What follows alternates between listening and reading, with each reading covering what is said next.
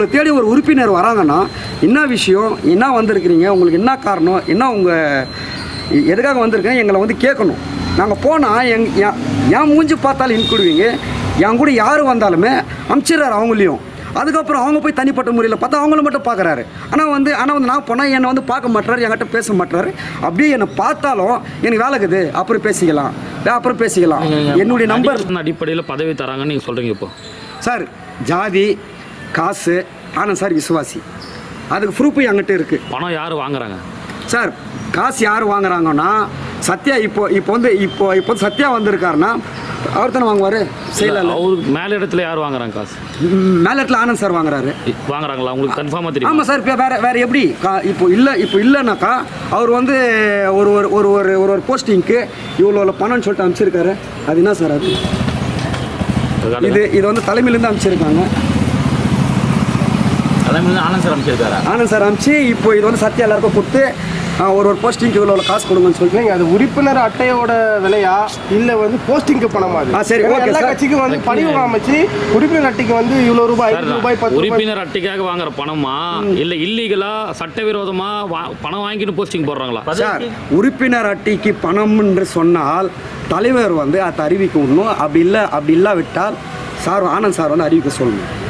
இதுவரையில் எந்த மீடியாலுமே நாங்கள் வந்து டிடி எடுத்து பணம் வாங்குறோன்னு தலைவரும் சொல்ல. சார் ஒரு போஸ்டிங்கு 10,000 போட்டிருக்காங்க சார். ஃபஸ்ட்டு பாருங்கள், 10, 5 பாருங்கள். செயலாளருக்கு மாவட்ட செயலாளர் எவ்வளோ போட்டிருக்காங்க பாருங்கள். இப்போது நான் வந்து வார்டு ஃபார்ம் இந்த பணம் கட்டுறவங்களுக்கு மட்டும்தான் பதிவு. அதாவது வந்து வயசுங்களுக்கு பதிவு இல்லை சார். வயசுங்களுக்கு பதிவு இல்லை. இப்போ வந்து நான் வந்து ஆரணியில் இருக்கேன்னா இப்போ என்ன பண்ணுறாங்க, என்கிட்ட ஃபார்ம் கொடுத்துட்டாங்கன்னா ஒரு ஃபார்ம் 200 ஃபார்ம் கொடுத்துட்டாங்கன்னா நான் எத்தனை போய் எனக்கு எந்தெந்த வார்டு தெரியுதோ அந்த வார்டிலலாம் ஃபார்ம் கொடுத்துட்டேன் ஃபஸ்ட்டு. அப்போ என்கிட்ட அந்த பண விஷயம் சொல்லலை. திடீர்னு மறுநாள் கூப்பிட்டு ஒரு வார்டுக்கு வந்து போஸ்டிங் 15 பேர் போஸ்டிங் இருக்குது, ஒருத்தருக்கு 500 ரூபாய் தரணும்ன்ற மாதிரி அசோக் சொல்கிறாரு. நான் வந்து அசோக் கிட்ட உங்களுக்கு யார் சொல்லுதுன்னு கேட்டால் மாவட்ட செயலாளர் சொல்கிறாரு.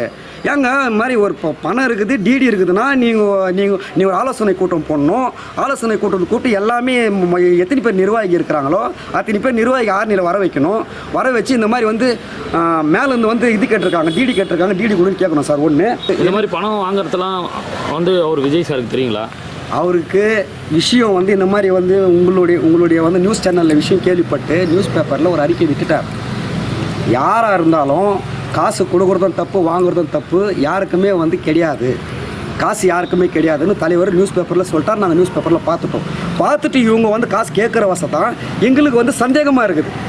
ஏன்னா இது வந்து இப்போ நான் வந்து மாவட்ட செயலாளர்கிட்ட நான் தனிப்பட்ட முறையில் போனால் என்னை உள்ள உட்கார வச்சு ஷெட்ரு மூடுறார். எதுக்கு மூடுறீங்க? ஃபோனை ஆஃப் பண்ணி வைக்க சொல்கிறார். எதுக்கு இப்போ நீங்கள் அதாவது வந்து காசு தலைமையில் இல்லை. நீங்கள் வந்து நீங்கள் பேசுகிறத ஓப்பனாக பேசணும்.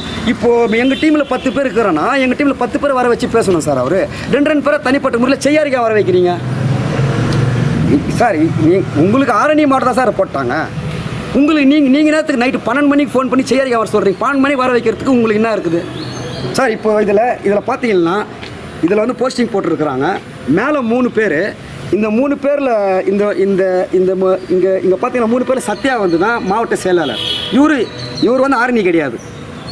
இவர் வந்து முழுக்க வந்து சாருக்கு வந்து விசுவாசி. அதனால் அதே மாதிரி உதயாவும் வந்து அவருக்கு வந்து விசுவாசி சாருக்கு. அவர் என்ன சொல்கிறார், உதயா எங்கள் கட்சியில் வந்து அதெல்லாம் கிடையாது, பணம் இல்லை, அடிப்படை உறுப்பினர் வந்து யார் உழைச்சாங்களோ அவங்களுக்கு தான் பதவின்னு உதயா சொல்கிறாரு. ஆனால் அவர் வந்து நாங்கள் வந்து 2015 மாவட்ட தலைவர்கிட்ட மீட்டிங்கு போகும்போது உதயா கிடையாது. உதயா 2020-21 தான் உள்ளே வரார். அவர் உள்ள ஆரணி உள்ள வந்து நான் தான் வந்து வடக்கு மாவட்டம் அப்படின்னு சொல்லிட்டு டீம் வச்சு நாங்கள் இந்த நிலைக்கு நாங்கள் எல்லா நிர்வாகி ரோட்டில் நிற்கிறோம். உதயா இப்போ வந்து உங்களை வந்து இல்லைன்னு சொல்லிட்டாங்க கட்சியில். அடுத்த கட்டமாக உங்கள் நடவடிக்கை என்ன சார்? எனக்கு வந்து நான் ஏன் இல்லை, எனக்கு வந்து ஆனந்த் சார் சொல்லணும் சார். எதுக்கு என்னை இல்லைன்னு சொல்கிறாரு? அப்போ நான் வந்து என்னுடைய உரிமையை நான் கேட்டால் என்னை வந்து இல்லைன்னு சொல்கிறாரு. எனக்கு ஆனந்த் சார் உண்மையான இந்த பார்வை வந்து தளபதிக்கு போனாலும் சரி, ஆனந்த் சாருக்கு போனாலும் சரி, எல்லா போஸ்டிங் வந்து ரீபரிசீலனை பண்ணணும். யார் வயசாங்களோ அவங்களுக்கு வரணும்.